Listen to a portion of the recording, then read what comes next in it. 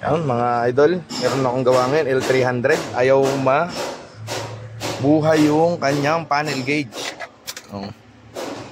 Ayaw mabuhay. Sinuswitch ko yan.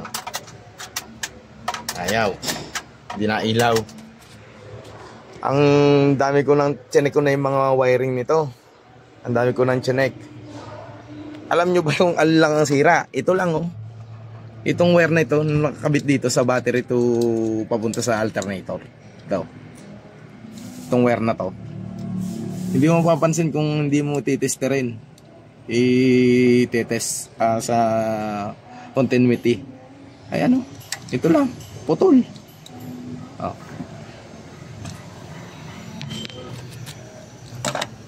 Ayan, putol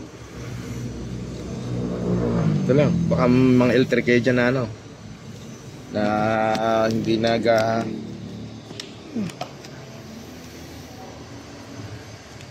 putol sa loob. Ayan Ayan. Lambot Pag dito sa kabila diba? Nabebend matigas. Dito sa kabila lantang gulay. Putol. Sa loob. Bakit kaya ginagawa si Mitsubishi ng ganito? Na maliit tong wire na ito. Ito ang lalaki ng wire dito. Dapat na lang fuse na lang nilagay dito. 80 amperes. Ganon.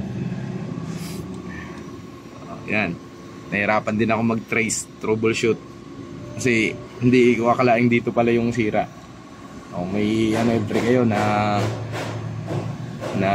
ayaw magbuhay yung panel. Try nyo to, tingnan. Baka putol din. Dito ito connection mula sa battery. Yan. Ito ulit. L3. Ito na yung ginawa ko. Nagpabricate ako ng may fuse na 80 amps para dito. Yan. Sasalpa ko lang, at least may fuse, madaling ma-detect kung putol ba o hindi. Kasi ewan ko ba kay Mitsubishi kung bakit yun na nilagay dito na fuse.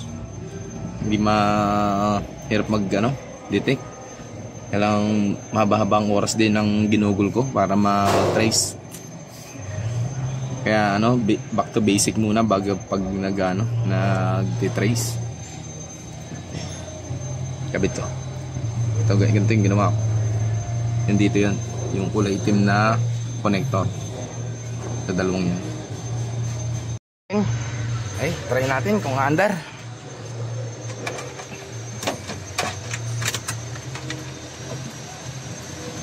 Umandar ka.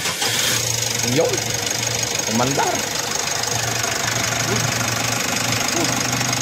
Parang init dito, nasa desert to. Ayan na.